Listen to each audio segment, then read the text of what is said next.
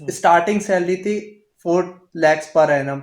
उससे आपने सर जो हाइक बनाया 18 lakhs पर एनम तक गए सर, तो सर उसकी मदद सर क्या जर्नी थी, क्या स्विचेस करे या फिर क्या मतलब कैसा दौड़े आप? में से कम 9 कंपनियों में मुझे शॉर्टलिस्ट कर लिया गया। उन्होंने मुझे ऑफर लेटर इशू कर दिए। ऑफर लेटर की रेंज मिनिमम 12 LPA से मैक्सिमम 18 LPA तक की थी। हेलो एवरीवन, बड़े दिन बाद एक और पॉडकास्ट लेके आए हैं हमने, जो कि आज आईटी सेक्टर्स के बारे में कि आप जिनसे आज हमारी बात हुई है वो है हिमांशु राठौर सर, जिनके साथ हमने आज पॉडकास्ट करे थे। 2020 बैच थे, 2020 में इनकी डिग्री कंप्लीट हुई थी बीटेक और जॉब पर पहुंच गए थे। इन्होंने यार 4 LPA से स्टार्ट किया था अपना टेक कोडिंग इंडस्ट्री में, आईटी सेक्टर में, और आज की डेट में उनके पास 18 लाख की जॉब है या फिर 18 लाख का CTC ऑफर हुआ है। तो कैसे क्या हुआ इस पर डिटेल है, लास्ट में हमने डिस्कस किया कि किस तरह की उनकी जर्नी रही। तो इससे ज़्यादा से ज़्यादा आउटपुट लेने की कोशिश करें इस पॉडकास्ट को। टाइम स्टैम्प दे दी गई है जिससे आपको ज़्यादा अच्छा रहेगा, और सीधे पॉडकास्ट पर चल सर। अगर हम सीधे पहुंचते हैं, क्योंकि आज का पूरा मतलब सिर्फ आईटी सेक्टर को प्लेसमेंट के बारे में इतना ज़्यादा भी फोकस किया जाएगा, पर हम सीधे पहुंचते सर। आपने सब प्लेसमेंट में बैठे, है ना, क्योंकि आप आईटी सेक्टर थे, सबसे ज़्यादा लोग बैठने वाले रहते हैं सर। आपके लिए प्लेसमेंट में 3 फेज़ होते हैं, जो कि अपना सबसे पहले एप्टीट्यूड टेस्ट होता है, आपका कोडिंग राउंड रहता है, और फर्स्ट लास्ट रहता है आपका HR। मतलब सर मोस्टली इस टाइप की कंपनीज में ऐसे ही गेम चलता है। तो सर इन सब में आपको सबसे डिफिकल्ट कौन सा पार्ट लगा, जो जिसमें आप रिजेक्ट होते थे बार बार, अगर हुए हो तो? अगर मैं अब कहूँ सर्विस बेस्ड कंपनी में, तो मैं एक भी बार रिजेक्ट नहीं हुआ। मतलब 100% स्ट्राइक रेट रहा है। और उनमें मुझे ऐसे तीनों पार्ट जो आपने बताया, एप्टीट्यूड, कोडिंग और HR, तीनों में कभी कोई प्रॉब्लम नहीं आती, क्योंकि तीनों काफ़ी इजी रहते हैं ये। अगर मैं बोलूँ एप्टीट्यूड, तो उसका सिलेबस एकदम सेम ही रहता है हर बार। उसमें कुछ क्वेश्चंस टाइम एंड वर्क के होंगे, कुछ एवरेज के होंगे, कुछ स्पीड डिस्टेंस के होंगे। सो एक रिपीटेड सिलेबस है जो कि बहुत सालों पहले से चल रहा है। आप 2 दिन में कवर कर सकते हो उसको। फिर रही बात कोडिंग की, सर्विस बेस्ड कंपनी में कोडिंग के नाम पे कुछ नहीं, बेसिक सवाल पूछते हैं जो कि 30-35 सवाल होते हैं, और वही बार बार आते रहते हैं। तो कोडिंग भी ऐसा कुछ खास नहीं आती सर्विस बेस्ड वालों में। उनका वही है कि बंदा थोड़ा बहुत अंडरस्टैंडिंग होनी चाहिए, ऊप्स कंसेप्ट वगैरह। और HR तो फिर ऐसा है कि आपको बस ये बोलना है कि आप कहीं और नहीं जाएंगे। HR want surety that you will be joining the organisation. So अगर आप में थोड़ा सा कॉमन सेंस यूज़ करोगे, वो थोड़े बहुत सवाल फंसाएगा कि हायर स्टडीज़ करनी है नहीं करनी, तो वो आसानी से टैकल कर लोगे। तो सर्विस बेस्ड कंपनी में ज़्यादा कोई प्रॉब्लम आती नहीं है। सर सर अगर बात की जाए कि आपके इधर पर गेट वगैरह का आ जाता है रूल, तो गेट आप फाइनल ईयर, अभी तो 3rd ईयर से एलिजिबिलिटी आ गई है, राइट? तो आपके टाइम पे फाइनल ईयर में था। तो सर अगर बाय चांस कहीं ना कहीं से पता चलता था, क्योंकि उस ज़माने में जब आप थे, उस ज़माने नहीं बोलना चाहिए, 2019 बैच में जब आप थे, 2020 तब बैच सर में था। होता यह था कि आपको, सॉरी सर, 2020 बैच में, तो उस समय होता था, उससे 2-3 साल पहले ले लेते अपन। तो आपको अगर गेट का फॉर्म भरना था तो आपको कॉलेज जाके वो पूरे साइन रहते हैं, ऑफलाइन पूरा चलता था। आज की डेट में तो ऑनलाइन है। तो सब वहाँ से क्या मतलब अब गेट का पता चलता था, तो अगर आप गेट बता देते कि हम गेट करने वाले, तो वहाँ पर इंटरव्यू में थोड़ा गेम चेंज नहीं होता नहीं, था। इंटरव्यू वाला बंदा जो होता था वो सिंपल उसका ये रहता था, आप हायर स्टडीज़ में जाना चाहते हो या नहीं जाना चाहते। कॉलेज कोई भी डेटा शेयर नहीं करता था कि हमारे कितने बच्चे गेट अपियरिंग है, जो कि ऑलमोस्ट कॉलेज की कोशिश रहती है उनका हर बच्चा गेट का एग्ज़ाम दे। तो ये डेटा दोनों अलग अलग हैं, वो शेयर नहीं किया जाता, और ये आपकी मर्जी है इंटरव्यू में। अगर मैं एक केस बताऊं कि यस सर। अगर आप HR से बोलते हो कि I am preparing for GATE, तो मैं जनरली M.Tech में जाऊंगा या कोई PSU लूँगा, तो 99% चांस है कि वो आपको नहीं लेगा। He will reject you in despite आप कितने ही टेक्निकली स्ट्रांग हो, कुछ भी हो, क्योंकि उसके पास पता है ये बंदा अगर गेट निकाल लिया तो क्यों आएगा मेरे पास, मेरा टाइम वेस्ट, मेरी मेहनत वेस्ट, तो वो नहीं लेगा आपको।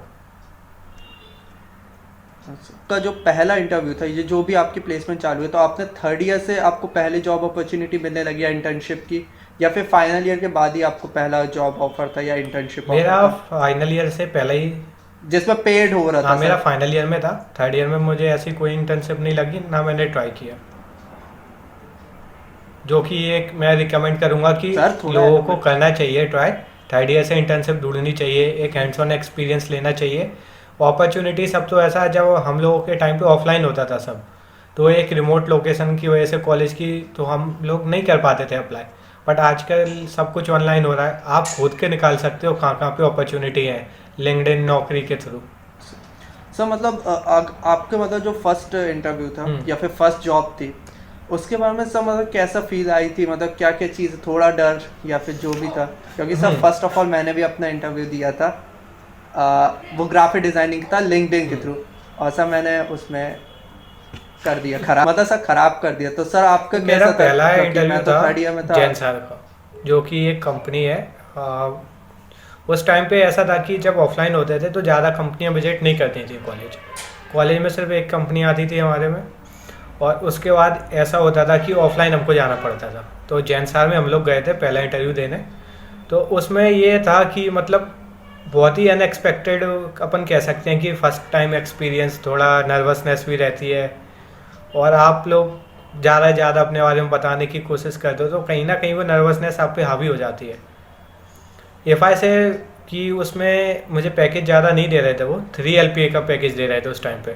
उसके बाद भी मैं अपना पहला इंटरव्यू और the only interview in which I got rejected, that was the first interview and the only interview.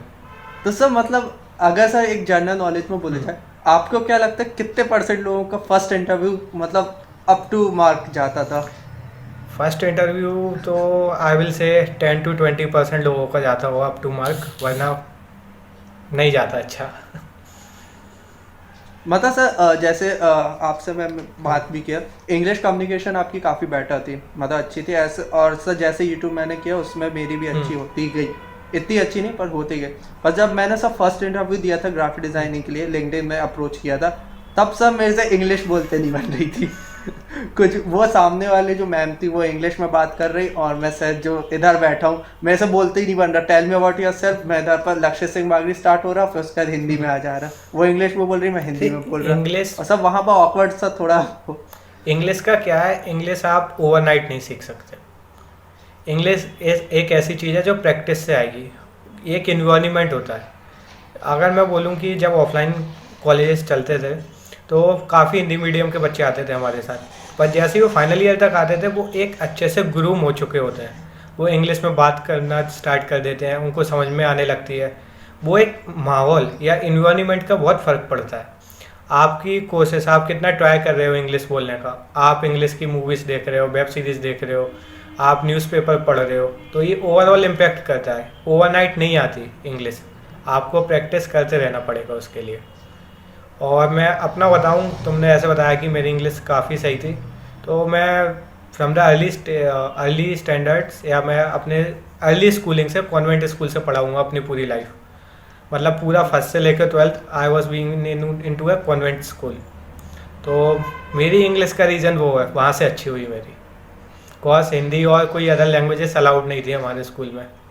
If you want to communicate you should be in doing it in English only. आपके में sir 5 rupees fine वाला था क्या कुछ ऐसा game? बोलते थे fine लगेगा, 1 word इक्वल्स टू 5 या रुपीज़। बोलते थे फाइन लगेगा, पर लगता नहीं था।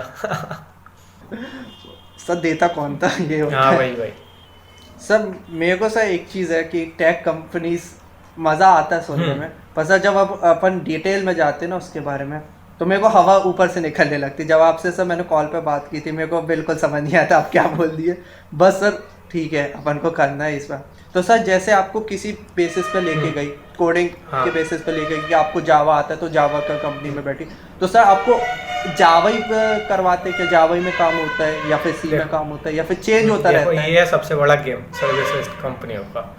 अगर आप प्रोडक्ट बेस्ड कंपनी में जा रहे हो तो 99% चांस यही रहेगा जिस लैंग्वेज पे आप गए हो आप पे उसी पे काम करेंगे, क्योंकि आप उस पर एक तरीके से बहुत ही प्रोफिशिएंट या एफिशिएंट हो, तभी आप वहाँ पे क्वालिफाई कर पा रहे हो उनके इंटरव्यूज़, उनके असेसमेंट्स।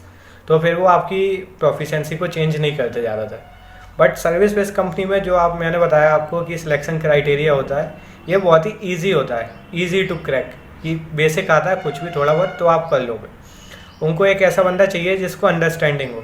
अब सर्विस बेस्ड कंपनी में जनरली क्या होता है, बहुत सारे प्रोजेक्ट्स होते हैं, उनके बहुत सारे क्लाइंट होते हैं, तो उनका काम होता है कि अपने कंसल्टेंट प्रोवाइड करना उन क्लाइंट्स को। सपोज मेरा एक क्लाइंट है, कोई यूएसए में बैठा हुआ है, इंश्योरेंस कंपनी।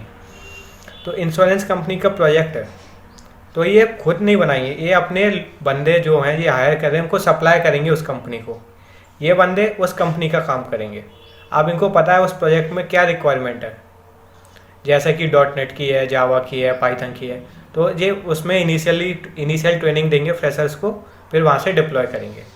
तो ये ओवरनाइट चेंज कर देते हैं आपकी टेक्नोलॉजी। मेरे साथ ऐसा हुआ था, मैं कॉलेज टाइम में सी प्लस प्लस और जावा मेरी स्ट्रेंथ थी। जैसे ही मैं कैप जेमिनाई में गया, वहाँ से उन्होंने पहले दिन से चेंज कर दिया। उन्होंने बोला आप डॉट नेट पढ़ोगे।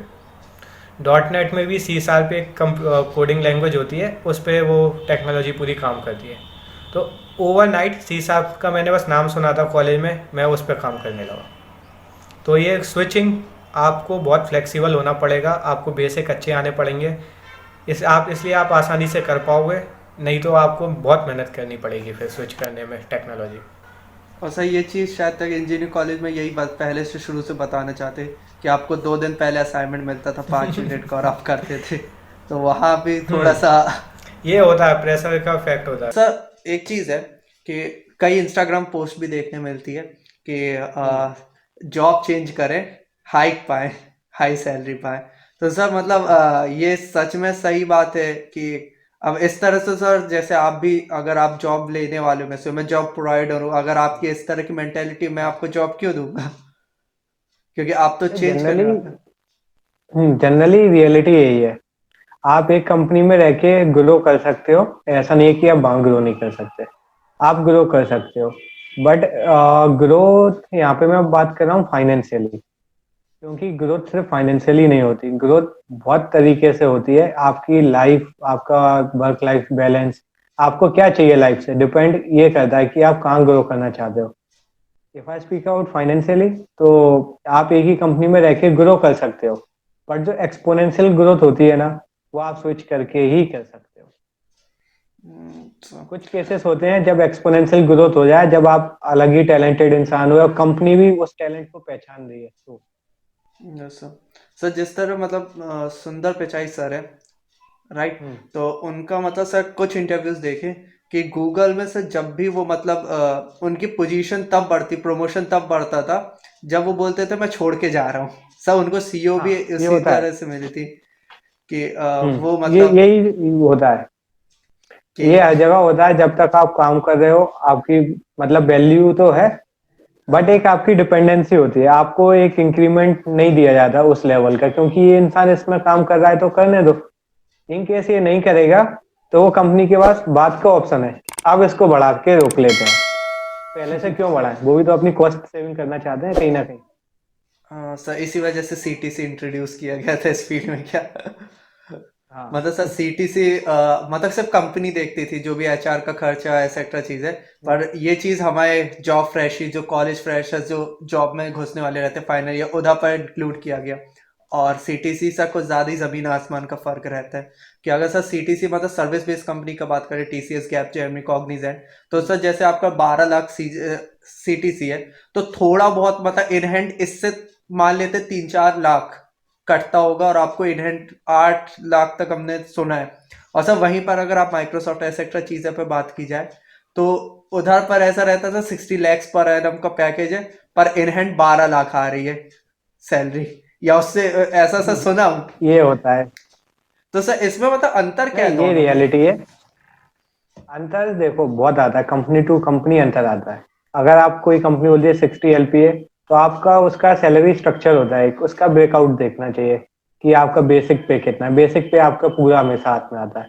फिर उसमें ग्रेचुइटी कितनी है, ग्रेचुइटी एक लॉयलिटी टाइप की होती है, जो कि 5 साल का, वो आपका ही पैसा है। इनकेस अगर आप 5 साल कंप्लीट करते हो, तो हर साल वो पैसा कट रहा है, हर 5 साल में आपको ये पैसा 5 साल बाद मिलेगा, जो कि एक लॉयलिटी बोनस है।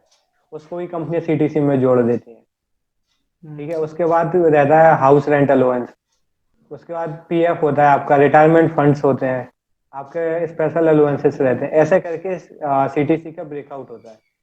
अगर मैं एग्जांपल दूं, एक बंदे का जिसका पैकेज है 13 LPA, और एक बंदे का जिसका पैकेज है 27 LPA, और दोनों सेम सैलरी ले रहे हैं, आप बोलोगे ऐसा कैसे?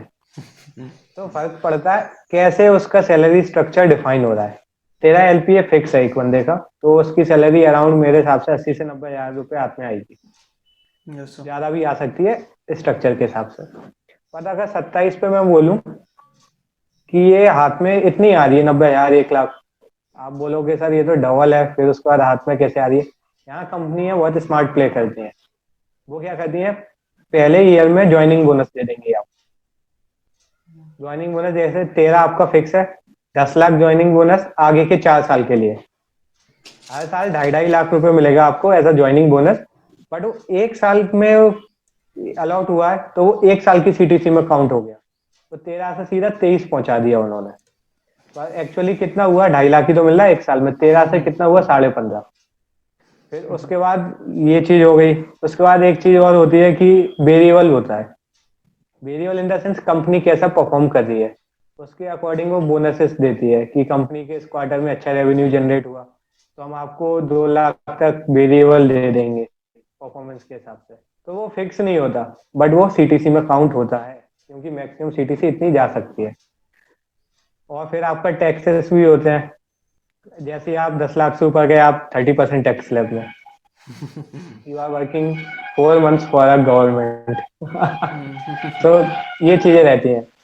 और फिर कई बार एक हाई पैकेज की बात करें, 60 एलपीए, तो उसमें कंपनी क्या करती है, इन हैंड सैलरी देने की जगह स्टॉक्स प्रेफर करते हैं कि आप स्टॉक्स लीजिए, जिससे उनको डबल फायदा होता है। उनकी सैलरी भी दे पा रहे हैं वो, और ऊपर से अपने स्टॉक्स में एक लिक्विडिटी भी और एक अच्छा मार्जिन वॉल्यूम है जो स्टॉक्स में, वो भी डाल पा रहे हैं। यस सर, मतलब स्टॉक प्राइस तो थोड़ी ये बढ़ गई। गेम रहता है सैलरी स्ट्रक्चर का। हाँ, तो ये पूरा गेम है सैलरी स्ट्रक्चर का।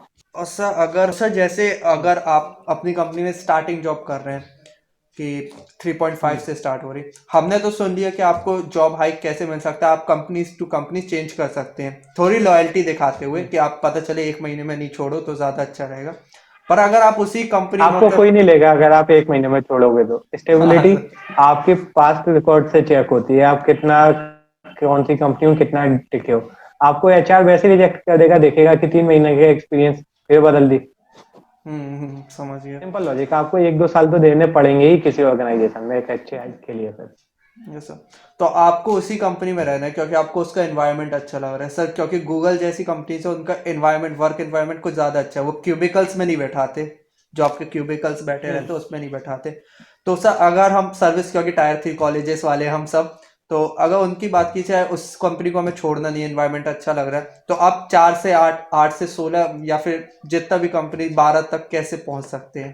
देखो लक्षित, इसके कई रूट हो सकते हैं कि अपन कैसे कर सकते हैं। सबसे पहले आपके लाइफ में एम क्या है, आपको लाइफ से क्या चाहिए। आपको सिर्फ सिर्फ मनी चाहिए, पैसा चाहिए, तो अलग केस हो गया। आपको एक अच्छा हेल्दी वर्क लाइफ बैलेंस चाहिए, जहां आप अपनी फैमिली को टाइम दे पा रहे हो, आप अपना साइड बिजनेस कर पा रहे हो, या आपको ऑफिस एनवायरनमेंट में अच्छा फील हो रहा है, आप वहां पे अपनी लर्निंग कर पा रहे हो। तो ये दोनों, ये आंसर मैं इन दोनों टर्म्स में देना चाह रहा हूँ आपको। सबसे पहले किसी बंदे को सिर्फ फाइनेंशियली ग्रोथ करनी है, क्योंकि एज अ यूथ सबका ये एम रहता है कि बैलेंस तो लाइफ में बाद में आ जाएगा, पहले वर्क कर लेते हैं, जो कि काफी गलत है।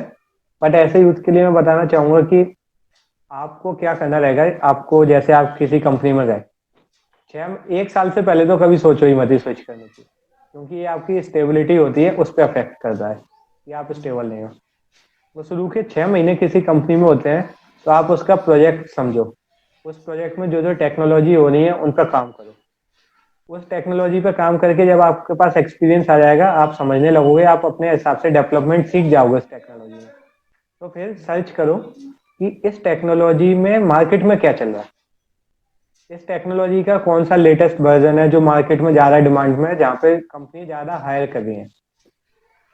ये आप अपने कंपनी में मैनेजर्स, लीड या अलग अदर कलीग से बात करके आराम से फिगर आउट कर सकते हो। You have to be open, आपको बात करनी पड़ेगी, आपको कम्युनिकेट करना पड़ेगा, आपको इंटरेक्ट करना पड़ेगा कि मार्केट में चल क्या रहा है, जिस टेक्नोलॉजी पे मैं काम कर रहा हूँ उस पर कैसे काम हो रहा है आगे।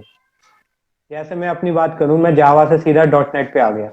डॉट नेट बोली जाती है कि काफी पुरानी टेक्नोलॉजी है, 2002 या 2001 में माइक्रोसॉफ्ट ने लॉन्च की थी एज अ जावा कंपेटिटर। तो शुरू में लगा कि यार क्या पुरानी टेक्नोलॉजी मिल गई, बट मैंने कहा ना शुरू के 6 महीने आप अपने प्रोजेक्ट पे रिसर्च करो, प्रोजेक्ट पे काम करो। उसके बाद 6 महीने बाद अब आपको पता है कि इसमें अपन आगे ग्रो कैसे कर सकते हैं, अपन ने इतना सीख लिया, फ्यूचर क्या है। तो ये सबसे बेस्ट तरीका है पता करने का कि मार्केट में क्या चल रही है। लिंक्डइन सब चलाते हैं, लिंक्डइन की job profile, job section open करो, वहां पे अपनी टेक्नोलॉजी का स्किल डालो, और लास्ट 24 आवर में कितनी जॉब पोस्टेड हुई है उस टेक्नोलॉजी पे, उस की स्किल पे जो आप सर्च कर रहे हो, ये चेक करो। जैसे आप की स्किल सर्च करते हो जावा, जावा पे मान लो लास्ट 24 आवर्स में फ्रेशर्स के लिए 200 जॉब अपडेट हुई हैं, पाइथन में 300 हुई हैं, तो आपको क्लियरिटी दिख रही है कि कहाँ पे मार्केट में डिमांड है, जो कि करंट डिमांड है, आप देख पा रहे हो कितनी जॉब पोस्ट हुई है फिल्टर्स लगा के। तो आप लिंक्डइन वगैरह जैसे वेबसाइट्स का ऐसे फायदा उठा सकते हो मार्केट रिसर्च के लिए। फिर उसके बाद अगले 6 महीने प्रोजेक्ट भी करते रहो साइड में, वो नई टेक्नोलॉजी जो मार्केट में चल रही है उसको लर्न करो, उसको लर्न करो। अब उसको लर्न करने के लिए डिपेंड करता है आपकी करंट ऑर्गेनाइजेशन कैसी फैसिलिटी दे रही है। वो क्या वो आपको ऑनलाइन प्लेटफॉर्म दे रही है पढ़ने के लिए, जैसे यूडेमी, कोर्सेरा, प्लूरल साइट। नहीं दे रही तो फिर आपको अलग से टाइम निकाल के खुद सब्सक्रिप्शन लीजिए, वो तो आप ले सकते हो। फिर उसके बाद आपके पास टाइम मिल रहा है क्या पढ़ने के लिए, तो ये सारे फैक्टर्स कंसीडर करने पड़ेंगे। फिर अगर आप उन 6 महीने में प्रोजेक्ट से हैंड्स ऑन के बाद अगले 6 महीने अपनी नई टेक्नोलॉजी उसी का अपर वर्जन सीख के उस पर खुद के 2-4 प्रोजेक्ट बना के आप एक अच्छे से ग्रो कर जाओगे टेक्नोलॉजी वाइज। फिर जब आप अगली कंपनी में अप्लाई करोगे, स्विच करोगे, तो वो आपको जज करेगी आपको कितना आता है, क्योंकि आपकी करंट कंपनी तो आपको पुराने प्रोजेक्ट पे ही काम करा रही है, तो वो तो उसी हिसाब से पैसे दे रही है। तो जब आप अपनी नई कंपनी में जाओगे तो वो नई टेक्नोलॉजी के हिसाब से आपको पैसे देगी, उस हिसाब से काम कराएगी। तो इसलिए ये अपना हाइक एकदम से 2x 3x हो जाता है, ये है पूरा गेम। सर अगर मैं सैलरी हाइक के बारे में थोड़ा और डिटेल में बात करते हैं, तो सर आपका सैलरी हाइक कब कब होता है? क्या एक पर्टिकुलर मतलब एक सीजन रहता है कि इतने मार्च में होने वाला है या फरवरी में होने वाला है, तो या फिर अननेचुरल ग्रोथ है कि कभी तुम काम अच्छा कर रहे हो, तुमने ग्रोथ, अगर कंपनी को प्रॉफिट कमा रहे हो तो हो जाता है सीधा? नहीं, ये कोई भी ऐसा नहीं होता कि अनइवन है, ये पूरा फिक्स होता है स्टार्टिंग में। इसका क्या होता है, आपका एनुअल, हर कंपनी में मैक्सिमम 90% कंपनीज में एनुअल अप्रेजल होता है, जो कि आपका 1 ईयर कंप्लीजन में होता है। अब यहाँ पे 1 ईयर, आपका 1 ईयर है या कंपनी का 1 ईयर, ये उसकी पॉलिसी पे डिपेंड करता है। जैसे कि कोई कंपनी बोली हम हर जनवरी को अपने एम्प्लॉयज को हाइक देते हैं। अब कम एम्प्लॉय ने तो शायद से नवंबर में भी ज्वाइन की हो, तो उसको क्या वो देंगे नहीं देंगे, ये डिपेंड करता है एचआर पॉलिसीज पे। तो जनरली ईयरली हाइक होता है, और कभी कभी चांस रहते हैं कि हाफरली हाइक भी हो जाते हैं कुछ लोगों के। बट ऐसा बिल्कुल नहीं है कि आपने बहुत अच्छा काम कर लिया तो आपको बीच में ही हाइक दे दिया। ये एकदम रेयर टू रेयर है, मतलब next to impossible I can say. Sir अब एक चीज आपकी जर्नी पे आते हैं, तो सर जो स्टार्टिंग सैलरी थी 4 lakhs पर एनम, उससे आपने सर जो हाइक बनाया 18 lakhs पर एनम तक गए सर, तो सर उसकी मतलब सर क्या जर्नी थी, क्या स्विचेस करे या फिर क्या मतलब कैसा दौड़े आपने, कैसा हसल मारे, तो वो उस पर थोड़ा हाईलाइट करें। स्टार्ट करता हूँ मैं अपनी कॉलेज जर्नी से। मैं स्टार्ट करता हूँ, फर्स्ट ईयर तो काफी चलता, मैंने फर्स्ट ईयर में कोडिंग सीखी, सी लैंग्वेज सीखी बस। सेकेंड ईयर में जैसे कि 3 ईयर कॉलेज में क्रेज होता है गेट की कोचिंग का, कि गेट की कोचिंग करेंगे फिर एमटेक कर लेंगे, क्योंकि सीएससी में पीएसयू होते नहीं है। तो सेकेंड ईयर में, सेकेंड ईयर के एंड में जब मैंने अपने गेट का सिलेबस कंप्लीट कर लिया सेल्फ स्टडी से, तब मैंने उसको ड्रॉप करने का डिसाइड कर लिया कि अब मैं गेट कंटिन्यू नहीं करूंगा। क्योंकि जो मैंने सोचा कि अगर मैं गेट कंप्लीट करके एमटेक में भी जाता हूँ, क्योंकि सीएससी में पीएसयू तो है नहीं है, 2 साल एमटेक करता हूँ, फिर वहां से 15-20 लाख का पैकेज लेता हूँ, तो कम से कम मैं 3 साल में 15-20 लाख रुपए अर्न कर रहा हूँ। और यहीं अगर मैं 2 साल अपना एक्सपीरियंस लूँ आईटी सेक्टर में, तो अपने आप ग्रो करके स्विच करके 15-20 लाख तक या 12-15 तक जो मेरी सोच थी वैसे ही पहुंच जाऊंगा। और 2 साल पैसे देने की जगह किसी इंस्टीट्यूट में मैं पैसे अर्न कर रहा हूँ। तो ये मैंने सोचा अपने, ये अपनी अपनी सोच होती है, ये मुझे सूट किया, तो मैंने अपना गेट का प्लान स्किप किया और थर्ड ईयर में आते से ही वेब डिजाइनिंग स्टार्ट की।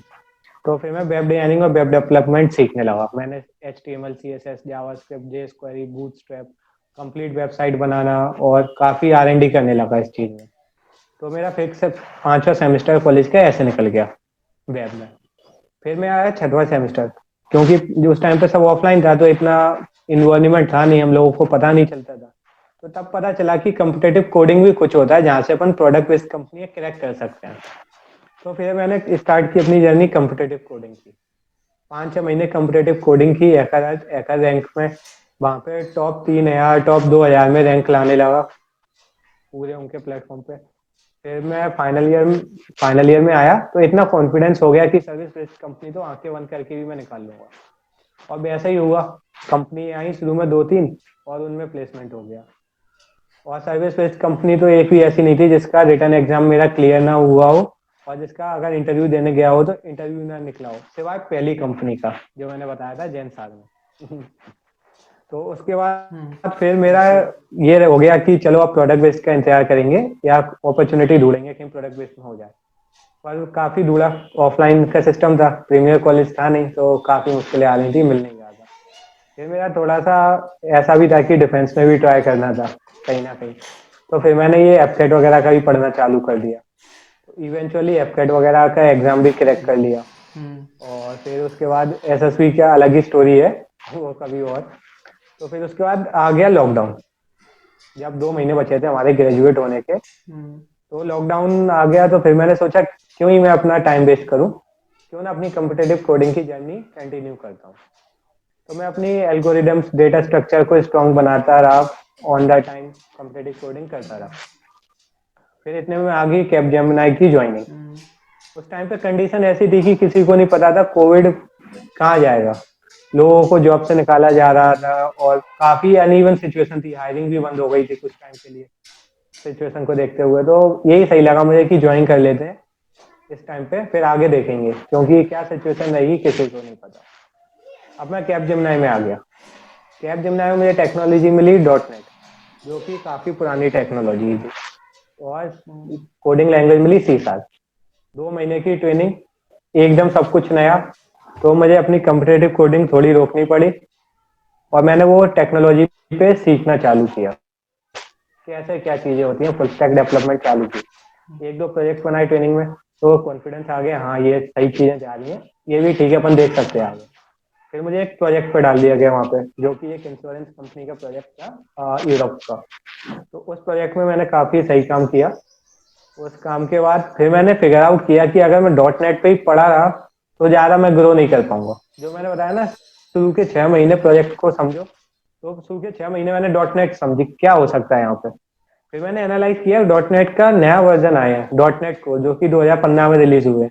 और उसको वैसे ही मैंने जो आपको स्ट्रेटेजी बताई थी कि पहले की लिंक्डइन पे कैसे सर्च करते हैं, तो मैंने सर्च किया कि किस फॉर्म में जॉब पोस्ट हो रही है। तो उसका मुझे पता चला कि ASP.NET कोर और MVC में जॉब पोस्ट हो रही है वहाँ पे। तो फिर मैंने 6 महीने के बाद अपने डॉट नेट पे प्रोजेक्ट तो कर ही रहा हूँ, फिर प्लूरल साइट से डॉट नेट कोर पढ़ना चालू किया। डॉट नेट कोर पढ़ना चालू किया, ASP पढ़ना चालू किया, जो कि इंटरनल टेक्नोलॉजीज थी उसकी, MVC एंटिटी फ्रेमवर्क कोर। और उन पे इतना अच्छा हाथ बना लिया कि मैंने अपने खुद के 1-2 सेल्फ प्रोजेक्ट भी बना लिए। तो इस तरीके से मैं अपने आप को मैंने अपग्रेड कर लिया, क्योंकि एक ऐसी टेक्नोलॉजी से जो कि काफी पुरानी थी मार्केट में, मैं अपनी पुरानी चीजें छोड़ के एक नई चीजें सीखी जो कि मार्केट में लेटेस्ट है, और मेरा प्रोजेक्ट का एक्सपीरियंस तो हो ही गया। ऐसे ही करके मुझे हो गए कम से कम 10 महीने के आसपास हो गए कैपजेमिनाई में। फिर मैंने जॉब ढूंढना चालू किया, अब मेरा 1 साल कंप्लीट होने वाला था, और मुझे ऐसा था कि मुझे ये लगता था कहीं ना कहीं कि मुझे ज्यादा चीजें आती हैं, तो मैं क्यों ही कम पे सेटल रह, जब मैं कर सकता हूँ तो मैं क्यों ना ट्राई करूँ। तो मैंने ऑनलाइन अप्लाई करना चालू किया, लिंक्डइन पे, naukri.com पे। वही स्ट्रेटेजी लास्ट 24 में, जो भी जॉब पोस्ट हुई है लिंक्डइन पे अप्लाई कर दो। तो वहां से कम मेरे पास, मैंने 10-12 कंपनियों में इंटरव्यूज दिए, उनके असेसमेंट किए, उनके कोडिंग राउंड किए। तो 10 में से ऑलमोस्ट मेरी स्ट्राइक रेट यहाँ पे भी 90% रही। 10 में से कम 9 कंपनियों में मुझे शॉर्टलिस्ट कर लिया गया, उन्होंने मुझे ऑफर लेटर इशू कर दिए। ऑफर लेटर की रेंज मिनिमम 12 LPA से मैक्सिमम 18 LPA तक की थी, अलग अलग रेंज में ऑफर्स है। हाँ, मैं कुछ कंपनियों के नाम लूँ तो उसमें वेबक्लूज, इनप्रो, एयर पोर्टल, एपिसेरो, काफी कंपनियां थी ऐसी, 12th वंडर। तो इन सब से मुझे ऑफर लेटर आए। पर फिर वही होती है ना, आपको लाइफ में करना चाहिए क्या चाहिए। पैसा ही देखना है या आपको अलग अलग चीजें देखनी है, वर्क लाइफ बैलेंस देखना है, या आपको ऐसी ऑर्गेनाइजेशन देखनी है जहाँ आप लर्निंग करो, 6 महीने प्रोजेक्ट पे काम करो, वही दैट्स स्ट्रेटेजी ग्रेट फिर नई सर। टेक्नोलॉजी सीखो, उस प्रोजेक्ट पे इम्प्लीमेंट करो, फिर वहां से ग्रो करो। तो ओवरऑल ये सब चीजें मेरे मेरे पर्सनल काम में आई, जो कि शायद आप लोगों के में भी आ सकती हैं, जो भी आपके व्यूअर्स हैं देख रहे हैं, कि कम्पिटेटिव कोडिंग भी कहीं ना कहीं मुझे काम आई। जो कि इनिशियली कोडिंग असेसमेंट होते हैं प्रोडक्ट बेस्ड कंपनी के, वो कोडिंग पे होते हैं, तो वो मेरे आसानी से क्लियर होते गए क्योंकि मेरा कोडिंग में आज सही था। मेरे कंपनी के एक्सपीरियंस का ये फायदा हुआ, मुझे वो एक्सपीरियंस का टैग मिला कि मेरे पास 1 साल का एक्सपीरियंस है। और बड़ी कंपनी का ये फायदा लगा, उनने मुझे लर्निंग प्लेटफॉर्म्स दिए, वहां से मैंने नई टेक्नोलॉजी सीख पाया, प्लूरल साइड वगैरह से, कोर्सेरा से, .NET कोर वगैरह। तो ओवरऑल इस तरीके से मेरी जर्नी रही और मैंने अराउंड 400% से ज्यादा का हाइक 1 साल में कर पाया। सब बातें तो और भी थी, बट आज का पॉडकास्ट काफ़ी हैवी सा होता जा रहा है। आपके साथ एक और पॉडकास्ट होगा सर इंटरव्यू वाले पे, क्योंकि इंटरव्यू पे इतनी ज़्यादा बात नहीं होती है, तो नेक्स्ट उसी पे करते हैं। और अगर यार एपिसोड पसंद आया तो जस्ट लाइक करो, ठीक है, और शेयर करना है दोस्तों के साथ। कमेंट में बताओ कैसे कर सकते हो और थोड़ा आप लोग के लिए कंटेंट। और thank you so much sir for being the part of the podcast. See you soon. तो अभी तक आपने देखा यार पूरी पॉडकास्ट, हमने प्लान करेंगे कि कुछ और पॉडकास्ट सर के साथ लाया जा सके, हिमांशु राठौर सर के साथ लाया जा सके। इंटरव्यू स्किल्स, टेक इंडस्ट्री इतनी बड़ी है कि यहाँ पर अभी बहुत सी चीज़ें सीखना पड़ता है।